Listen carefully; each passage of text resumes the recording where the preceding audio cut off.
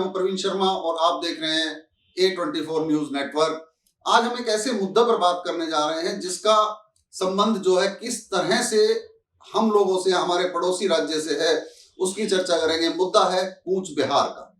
कूच बिहार के बारे में पूरी जानकारी हम गुरुजी से लेंगे, लेकिन उससे पहले मैं बता दूं कि कूच बिहार को लेकर अलग राज्य बनाने की मांग लगातार जोर पकड़ रही है और इसको लेकर वहां लगातार प्रदर्शन हो रहे हैं। क्या है कूच बिहार का मामला, आइए जानते हैं राज ऋषि जी से कि क्या है कूच बिहार का पूरा मामला और क्यों वहां पर हो रहे हैं प्रदर्शन।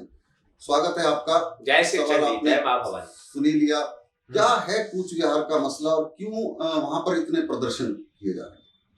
जब ये पूरा देश ब्रिटिश के अधीन था, आप सब लोग समझते हैं कि देश आजाद कराने में कांग्रेस ने कोई भूमिका निभाई नहीं, ऐसा कुछ नहीं है, क्योंकि पूरे देश आजाद हो गए तो ब्रिटिश उपनिवेश थे, वहां कांग्रेस थी क्या? भारत अकेला आजाद नहीं हुआ, सारे देश 50-60 देश जो ब्रिटिश के उपनिवेश के अधीन थे वो सब आजाद हो गए, वहां तो कांग्रेस नहीं थी। इस आजादी के पीछे एक बहुत बड़ा जो इतिहास है, रहस्य है, वो ये है कि जब द्वितीय विश्व युद्ध हुआ उसमें ब्रिटेन कमजोर पड़ रहा था जर्मनी, जापान और इटली की धुरी राष्ट्रों के सामने। ब्रिटेन और अमेरिका हवाई सेना में तेज हो सकते हैं, लेकिन जो आमने सामने की कॉम्बैट फाइट थी, जिसको हम थल सेना कहते हैं, उसमें ये टिक नहीं सकते थे।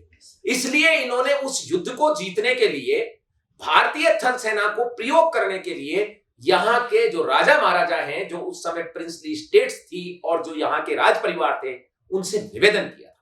और कूच बिहार के तत्कालीन महाराजा थे जगदीपेंद्र नारायण, महाराज अधिराज जगदीपेंद्र नारायण भूप बहादुर, और उनके पास ब्रिटिश और अमेरिका दोनों गवर्नमेंट ने रिक्वेस्ट किया कि आप हमारी मदद करें द्वितीय विश्व युद्ध में, ताकि हम ये युद्ध जीत सकें। और उन्होंने उस समय यह शर्त रखी, हम मदद तुम्हारी तब कर सकते हैं जब तुम हमारे देश को भी आजाद करो और दुनिया में जहां पर भी तुम्हारा उपनिवेश है वहां से अपनी शक्तियों को अपलिफ्ट कर लेंगे, हटा लेंगे।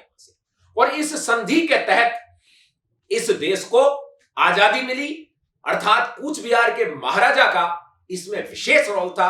और जब आजादी मिली तब कूच बिहार के जो राजवंशी क्षत्रिय समुदाय है उसके साथ सबसे बड़ा अन्याय यह किया गया। जितनी भी स्टेट थी, जैसे हमारा मेवाड़ बहुत बड़ा है, मारवाड़ बहुत बड़ा है, लेकिन पूरी की पूरी स्टेट एक ही स्टेट में दी गई। जैसे मेवाड़ है तो राजस्थान में है, मारवाड़ है तो राजस्थान में, ऐसा नहीं कि आधा भाग पाकिस्तान में चला गया और आधा भाग राजस्थान में रख दिया। जैसे जयपुर है तो पूरा यही है, ये नहीं कि कुछ हरियाणा में दे दिया और कुछ राजस्थान में दे दिया। जैसे हमारी रियासत बड़ौदा है तो बड़ौदा का ये नहीं है कि कुछ उसमें महाराष्ट्र में दे देंगे और कुछ गुजरात में दे देंगे, पूरा की पूरा गुजरात में है। लेकिन कूच बिहार के साथ, कूच बिहार के हमारे क्षत्रिय राजवंशी भाइयों के साथ ऐसा अन्याय किया गया। उनका एक हिस्सा पहले ही पश्चिमी, इसमें पूर्वी बंगाल, जिसे हम आज बांग्लादेश कहते हैं, उसमें चला गया, एक आसाम में दे दिया, 1-2 डिस्ट्रिक्ट बिहार में दे दी और बड़ा हिस्सा पश्चिम बंगाल में रख दिया।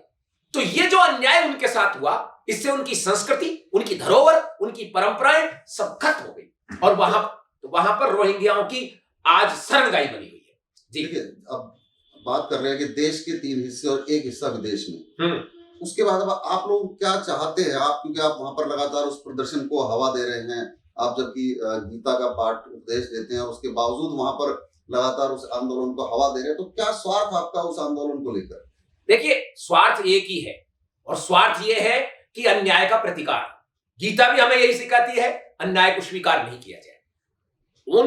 वहां उन जनता के साथ में, राजवंशियों के साथ अन्याय हुआ है। अन्याय किस तरह से? अन्याय इसलिए हुआ है कि उनकी संस्कृति को दबाया गया है। आज आप देखिए, वहां रोहिंग्याओं की शरणागृही बनी हुई है, 3 तरफ से बांग्लादेश से घिरा हुआ है, और वहां पर वेस्ट बंगाल जो है ना, बंगाल का दूसरा हिस्सा, वहां के लोगों ने आके इसको लूटा है। किसी टाइम पर वहां 70% राजवंशी क्षत्रिय समुदाय की जनसंख्या थी, आज वो घटकर 55 और 52% रह गई है, क्योंकि पहले तो बांग्लादेशी आए और फिर बंगाल के दूसरे हिस्से वालों ने यहां आकर उनको लूटा, उनकी जमीन लूटी, उनकी बच्चियों तक के साथ बलात्कार किए गए। और ऐसी स्थिति में रोहिंग्याओं ने वो शरणगाही बनाई हुई है और वहां से प्रवेश करके उनकी जमीन पर, उनके धंधे पर, उनकी संस्कृति पर सबका अबडक्शन हुआ है, अपहरण हुआ है। आज वो उनके साथ अन्याय हो रहा है, तो अन्याय के प्रतिकार के लिए क्षत्रिय जाना जाता है। और राम राज्य मिशन का भी मुख्य काम यही है कि अन्याय का प्रतिकार किया जाए, इसलिए मैं उनके साथ खड़ा।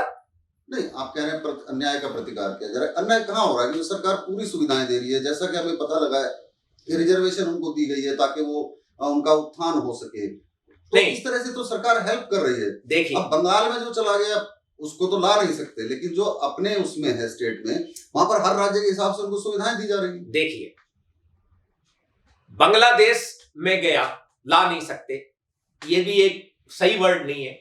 लाया जा सकता है, अपना हिस्सा है तो, पर चलो इसको हम छोड़ते हैं। भी तो नहीं ला पाए ना जी, इसको हम छोड़ते हैं। नहीं ला पाए तो कुछ दिन में दिल्ली भी नहीं ला पाओगे, फिर कहेंगे अब ये भी नहीं ला पा रहे, पंजाब भी नहीं ला पाए। हाँ, तो फिर नहीं ला पा रहे तो ये कमजोरी है सरकार की, इसको स्वीकार करना चाहिए। सरकारों में दम नहीं है। पर हम दूसरी बात करें, बंगाल, आसाम और बिहार, इन डिस्ट्रिक्टों को तो मिला करके उन कूच बिहार को अलग राज्य बना दो। अलग राज्य बनाने से उनकी संस्कृति बन जाएगी। अलग राज्य बनाना कोई देश विरोधी काम नहीं है। झारखंड बनाया ना, छत्तीसगढ़ बनाया ना, तेलंगाना बनाया ना, तो गुजरात बनाया, हरियाणा बनाया। इस हिसाब से तो अगर जाति के हिसाब से या धर्म के हिसाब से राज्य बनने लगे तो हर जगह ये मांग उठने लगेगी। जैसे पूर्वांचल के लोग कहते हैं पूर्वांचल को राज्य बना दो। नहीं, बना दिया, उत्तराखंड बना दिया, एक उत्तराखंड बनाया, हिमाचल बनाया है। अभी बुंदेलखंड को लेकर आवाज उठती है कि बुंदेलखंड को राज्य बना दो। इस तरह तो मतलब जो राज्यों का स्वरूप है वो बिगड़ता चला जाएगा। नहीं, बिगड़ेगा नहीं, ये बेटर एडमिनिस्ट्रेशन के लिए अच्छी चीज होती है। भारत के संविधान में लिखा हुआ है, बेटर एडमिनिस्ट्रेशन के लिए राज्यों का गठन करने की शक्तियां हैं, केंद्र सरकार के पास है। राज्यों से प्रस्ताव पास होगा, केंद्र सरकार की दोनों संसद पास करेंगी, और ये कोई बड़ी बात नहीं है। और सरकारों ने कई बार, क्यों, यदि ऐसा ही है तो पहले क्यों बनाए? गुजरात क्यों बनाया, हरियाणा क्यों बनाया, छत्तीसगढ़ क्यों बनाया, तेलंगाना क्यों बनाया, झारखंड क्यों बनाया, हिमाचल क्यों बनाया, उत्तराखंड क्यों बनाया? आपकी बात को मानते हैं, सभी बातों को, चलो अलग राज्य होना चाहिए। अब एक चीज जो हम नहीं समझ पा रहे हैं कि आप राजस्थान से बिलोंग करते हैं और आप जाकर के अलग राज्य की मांग कर रहे हैं कूच बिहार में, तो वो कैसे, कि आप वहां लोगों को भड़का रहे हैं आंदोलन के बदले? आप क्या करना चाह रहे हैं? वहां पर कुछ प्रसिद्धि पाना चाह रहे हैं, पॉलिटिक्स चमकाना चाह रहे हैं? नहीं, ऐसा कुछ नहीं है। वहां हमारी ननिहाल है। आपको मैं एक शख्सियत का नाम बताता हूं। आपने महारानी गायत्री देवी जयपुर का नाम सुना है? जी बिल्कुल। वो हमारी राजदादी हैं एक तरीके से देखें तो, और महारानी गायत्री देवी कूच बिहार की राजकुमारी थी। गायत्री देवी अपने आप में इतना बड़ा नाम है, जो कि नेपाल, कूच बिहार, त्रिपुरा, राजस्थान, मराठा, जिसको महाराष्ट्र कहते हैं, गुजरात, मध्य प्रदेश, इस सबको जोड़ती है। राजमाता गायत्री देवी महाराज जगदीपेंद्र नारायण भूप बहादुर की बहन थी। महारानी गायत्री देवी की मां इंदिरा देवी, महारानी इंदिरा देवी सयाजीराव गायकवाड़, जो डॉक्टर बाबा साहब भीमराव अंबेडकर साहब को जिन्होंने विदेश पढ़ने भेजा, जिनकी प्रतिभा को पहचान कर, वो सयाजीराव गायकवाड़ महारानी गायत्री देवी के मामा थे। और गायत्री देवी जी की बड़ी बहन त्रिपुरा के महाराज को ब्याही, जो कि इला देवी जी थी। और त्रिपुरा के अलावा दूसरी जो उनकी बहन थी, वो मध्य प्रदेश में उज्जैन के पास देवास है, जहां पवार क्षत्रिय हैं, उनमें ब्याही थी, यानी वहां उनका विवाह हुआ। इसके अलावा गायत्री देवी जी क्या जो बड़ी बहन इला देवी थी, उनकी बेटी का विवाह महाराज सवाई मानसिंह द्वितीय, जो महारानी गायत्री देवी के पति भी थे, उनकी दूसरी रानी किशोर कंवर से पैदा हुए महाराज पृथ्वीराज सिंह जयपुर के साथ उनकी बेटी का विवाह हुआ। और महारानी गायत्री देवी की एक बुआ नेपाल के महाराज को ब्याही गई थी। इस तरह से नेपाल से लेकर गुजरात तक ये पूरा के पूरा संबंध, महारानी गायत्री देवी एक ऐसा राष्ट्रीय चरित्र है। गायत्री देवी जी की स्टेट में एक ठिकाना था कानोता, वहां के ठाकुर मान सिंह जी कानोता की बेटी पाकिस्तान के जो अमरकोट के युवराज हैं कुंवर करणी सिंह, उनको ब्याही है। कितना बड़ा एक चरित्र है गायत्री देवी। वो कूच बिहार की बेटी हैं और वो हमारे ननिहाल पक्ष के भाई कहे जा सकते हैं, भले ही वो आरक्षित हों। आरक्षित और ये जो अनुसूचित जाति का जो उन्हें दर्जा मिला है, ये किसी कारण से इसलिए मिला है कि महाराज जगदीपेंद्र नारायण भूप बहादुर ने मर्जर के टाइम पर यह शर्त रखी थी, जैसे कश्मीर के महाराजा ने 370 वाली रखी, ऐसे उन्होंने शर्त रखी कि मेरा जो राजवंशी क्षत्रिय समुदाय है, ये बंगाल के ब्राह्मणों, भूमिहारों, लालाओं के जो पहले से पढ़े लिखे थे, क्योंकि वहां पर बंबई या कलकत्ता प्रेसिडेंसी में बहुत लोग फॉरवर्ड हो चुके थे, उनके सामने इनकी जो संस्कृति है वो दब जाएगी, इसलिए उनको आरक्षण दिया गया है अनुसूचित जाति में। लेकिन असम में उनको आरक्षण दिया गया ओबीसी में वीपी सिंह जी के आने के बाद उससे पहले वो जनरल में थे।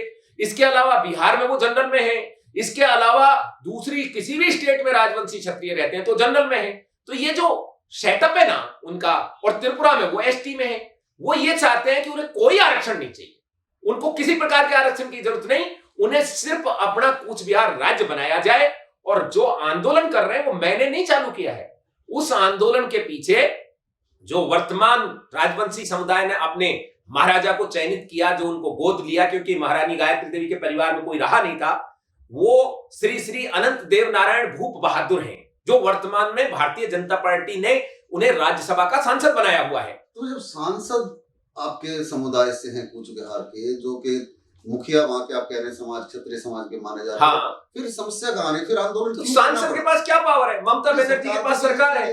नहीं, सरकार केंद्र में बीजेपी की है, बंगाल यानी पश्चिम बंगाल में बीजेपी की बन ही नहीं सकती। क्यों नहीं बन सकती? एक बात, इसमें थोड़ा विरोधाभास कि सरकार बीजेपी की है, अब आप कह रहे हैं कि बीजेपी सरकार कर ही नहीं सकती, जबकि राज्य को अधिसूचित करना केंद्र सरकार का काम है और संसद से, राज्यसभा और लोकसभा से पारित होता है।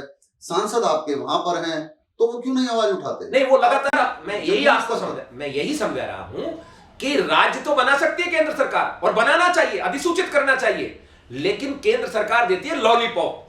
और हमारे इस महाराज अनंत राय जी को भी उन्होंने लॉलीपॉप दे करके राज्यसभा में यह सोचकर बैठा दिया कि जैसे डूंगरपुर के कुंवर हर्षवर्धन सिंह चुप बैठ गए थे, जैसे और राजा महाराजा चुपचाप राज्यसभा में जाके बैठ जाते हैं, ऐसे ही अनंत देव नारायण बैठ जाएंगे। लेकिन वो लगातार आवाज उठा रहे हैं, और सरकार यदि अधिसूचित करके, डी नोटिफिकेशन करके 1 फरवरी को वहां हमारा बड़ा शक्ति प्रदर्शन है, महावीर विश्व सूर्य चेला राय जी की जयंती के उपलक्ष्य में, उससे पहले यदि सरकार डी नोटिफिकेशन करके अलग राज्य के लिए अधिसूचित नहीं करती है, तो फिर वहां का जो राजवंशी क्षत्रिय समुदाय है वो अलग राज्य के लिए आखिरी लड़ाई लड़ेगा, जो कि संविधान सम्मत है, और संवैधानिक रूप से लड़ेगा, और पूरे देश का क्षत्रिय उनके साथ। आप राजस्थान से आते हैं, आपने कहा ननिहाल है, नानी के भाई हैं, ठीक बिल्कुल।